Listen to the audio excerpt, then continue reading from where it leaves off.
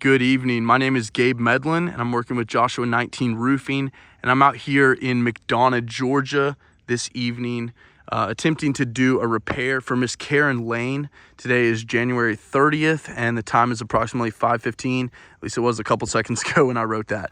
So I'm out here today to attempt repairs on this roof, which is currently covered by State Farm, and there was a wind claim that I came out here and did an inspection for a couple weeks ago. And once we got the scope back, we saw that you were choosing to write for a repair of around 84 shingles on this roof. I want to say it's probably about 25 to 30 squares in total. And so 85 of these shingles, and you'll see just looking around here, about 85 of these shingles are damaged, and yet we're not getting coverage for a full roof replacement, even though you can kind of see the general condition of this roof is definitely up there, right? I mean, it's not looking very pristine to me, but we are out here to do an attempted repair today.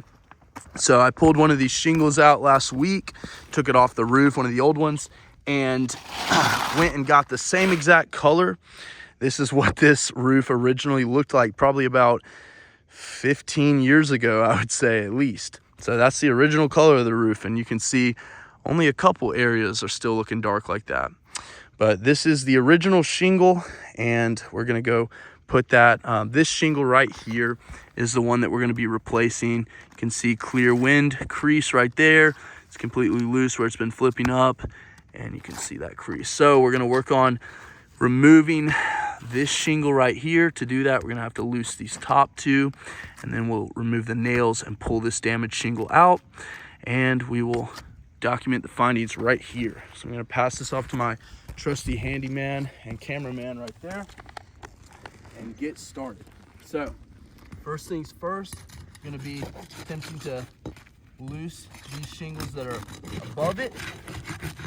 So this shingle right here runs here. Got this one has got to come up. Also come here.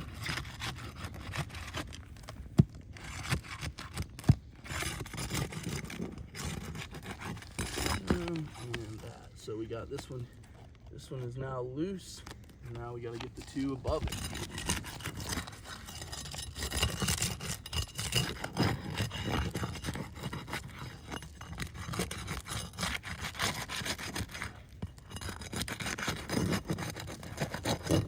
All right, so got that one there.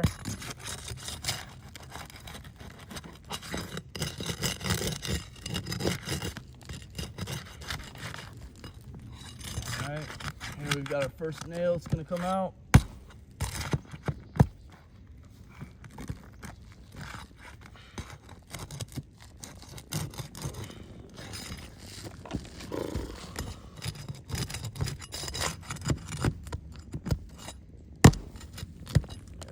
Nail right there. Should have another one here.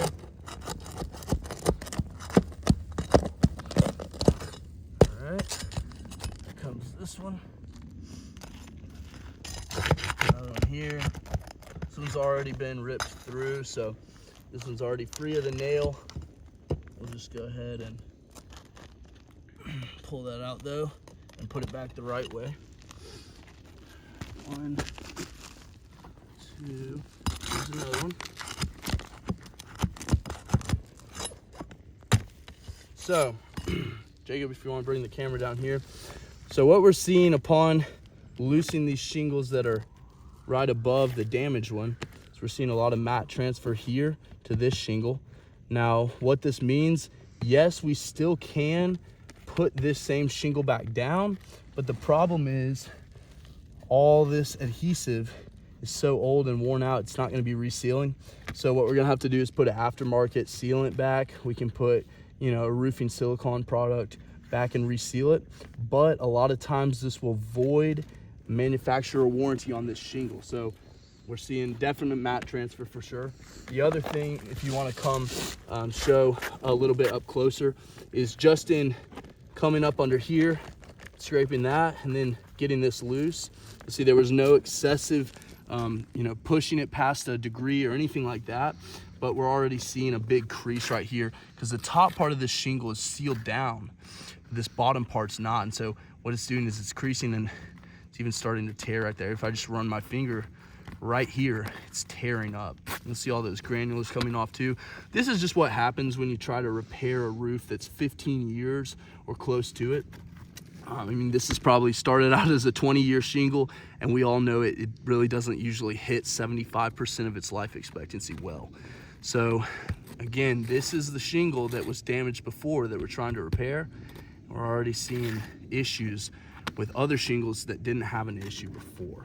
So we're gonna continue on with the repair, but already this is a problem. I mean, I'm gonna have to come back here in order to do my job properly and replace this shingle, and more likely than not, it's gonna continue to domino effect up.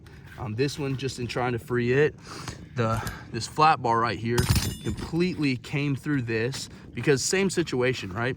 It's stuck and sealed up here, but it's completely loose because all the adhesive's so worn out down at the bottom, but it's still sealed and stuck up here. So without excessive force at all, we're not trying to create damage here, but just in the course of doing this repair, it's damaging further to these other shingles up here.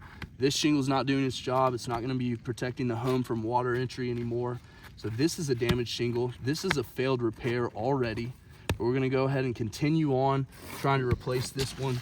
See what else happens here. Jacob, if you just wanna come like stand right here and then just film forward this way so that you can see kind of the process. All right, so we're gonna pull another nail out from right here.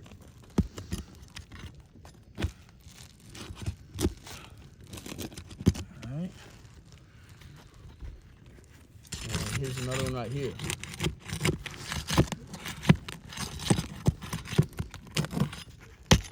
All right. This shingle right here is like completely ripping through. And you're seeing I'm not forcing it up at a crazy angle at all. I'm literally going straight in. Just the stress of it right here. I mean, this is so flimsy. You just flap it around a little bit, it's ripping up. So that's a major problem.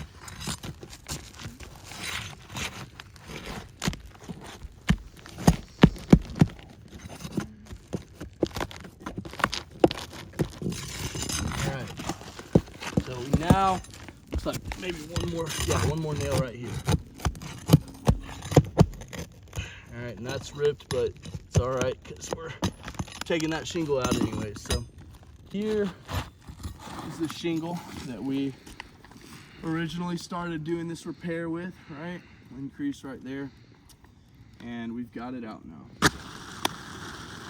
That's good, but Jacob, why don't you come over here and just kind of show, this is the condition of these two shingles above it, right? At least these two shingles above the one that we're replacing have to be picked up so that we can do that. And you'll see this one right here is torn through.